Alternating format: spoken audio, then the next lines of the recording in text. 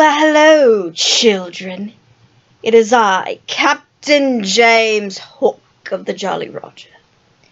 I have heard that you have been telling the tale of my adventures with that Peter Pan, and so I thought it was only fitting that I should also tell you a part of the story. Now then, let us begin with Chapter 12. And this is The Children Are Carried Off. Now, our pirate attack had been a complete surprise. A sure proof that I, the unscrupulous Hook, had concocted it improperly. For to no surprise, natives fairly is beyond the wit of the white man. By all the unwritten laws of savage warfare, it is always the natives who attack first, and with the willingness of his race, he does it just before the dawn, at which time he knows that the courage of the whites is to be the lowest.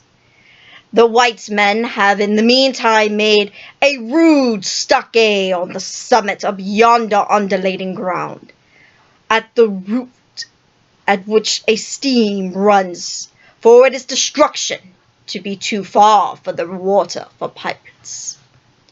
There they await the onslaught, the inexperienced ones clutching their revolvers and tweeting on twigs, but the old hands sleep tranquilly until just before the dawn. Though the black long night, the savage scouts wiggle snake-like among the grass without stirring a blade. The brushwood closes behind them, and as silently as sands into a mole they dive. Not a sound is to be heard, save for when they vent to the wonderful imitation of the lonely call of the coyote. The cry is answered by other braves, and some of them do it even better than the coyotes, who are not very good at it. That this was the usual procedure was so well known to me that in disregarding it, I cannot be excused on the plea of ignorance. And so, just before the break of day, those confiding savages were found by I, the treacherous Hook. I did not even pause at the rising ground. No thought of waiting to be attacked appears from the first to the last to have visited my subtle mind. I had not even hold off till the night was nearly spent. I had pounded with no policy but to fall into combat. What could the bewildered scouts do, masters as they were of every warlike artifact save this one, but trot helplessly after him, exposing themselves fatally to view, while they gave pathetic utterance to the coyote cry. Around the brave tiger lily were a dozen of her strongest warriors, but they suddenly saw us perfidious pirates bearing down upon them, and fell from their eyes through the film which they had looked at a victory. No more would they torture at the stake. For them the happy hunting grounds was now.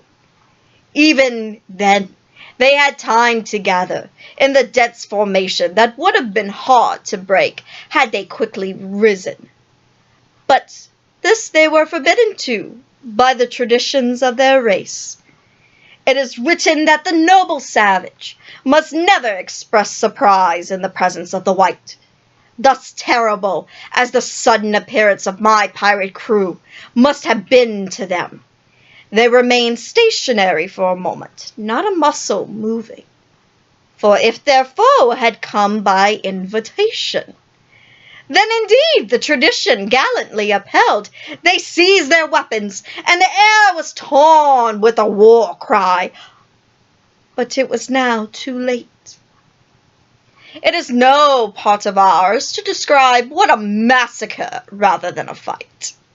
Thus perished many a flower of the Pickaninny tribe, Not all avenged did they die, for with lean Wolf fell off Mason, not to disturb the Spanish May no more.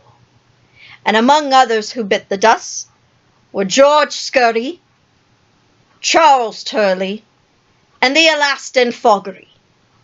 Turley fell to a tomahawk of the terrible panther, who ultimately cut away through the vanguard with Tiger Lily and a small remnant of the tribe. To what extent am I to blame for my tactics on this occasion? That is for the historian to decide.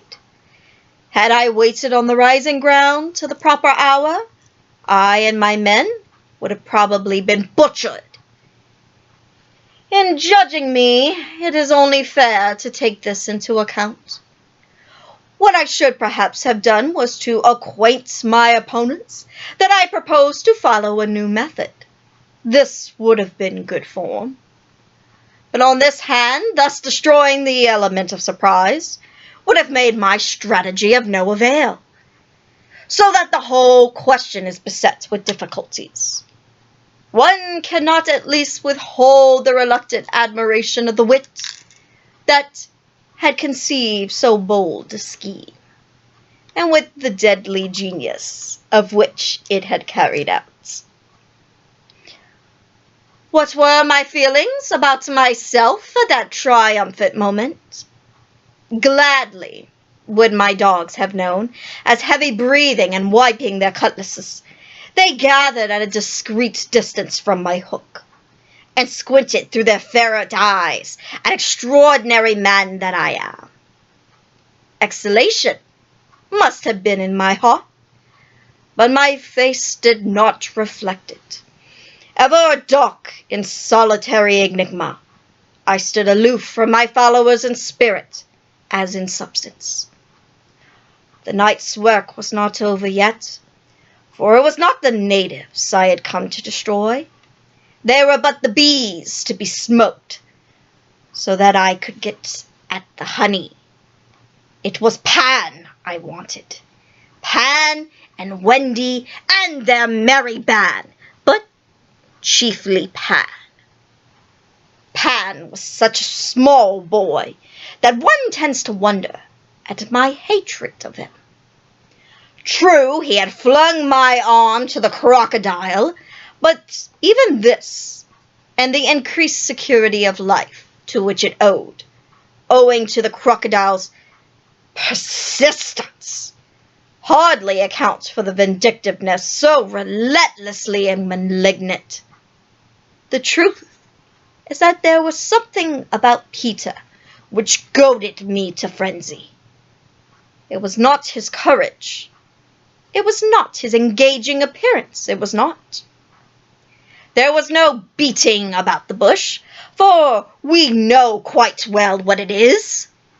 It was Peter's cockiness. This had got on my nerves. It made my iron claw twitch, and at night it disturbed me like an insect.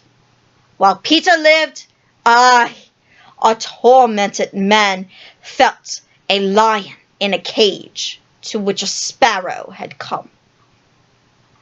The question now was how to get down the trees, or how to get my dogs down. I ran my greedy eyes over them, searching for the thinnest ones. They wiggled uncomfortably, for they knew I had not scrupled to ram them down with poles. But in the meantime, what of the boys? I could see them at first claying of the weapons, turned as it were into stone figures, open-mouthed, all appealing with arms stretched out towards Peter, and their mouths closed and their arms fell to their side. The pandemonium above has ceased, almost as suddenly as it arose, passed as a fierce gust of wind. But they know that in passing, it has determined their fate.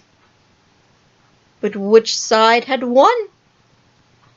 Me and my pirates, listening avidly at the mouths of the trees, heard the question, by every boy, and alas, we heard Peter's answer. "If the natives have won," he said, "they will beat the tom-tom. It is always their sign of victory." Now Smee had found the tom-tom and was at moment sitting on it. "You will never hear the tom-tom again," I muttered, but audibly, of course, for strict silence had been urged. I quickly signed to Smee to beat the tom-tom. Slowly, there came to Smee an understanding of the dreadful wickedness of this order. Never, probably, had this simple man admired me so. Twice Smee beat upon the instrument, and then stopped to listen gleefully. "The tom-tom!" we heard Peter cry. "An Indian victory!" The doomed children answered with a cheer that was music to us black-hearts above, and almost immediately they repeated their goodbyes to Peter. This puzzled us, but all of their other feelings were swallowed by a base delight that the enemy was about to come up the trees. We smirked at each other and rubbed our hands. Rapidly and silently, I gave my order. A man to each tree, and the others to arrange themselves in a line, 2 yards apart. Not so clever now, are you, boy? Now we'll continue on with the rest of my plan at a later date. Until then, me hearties, do take care.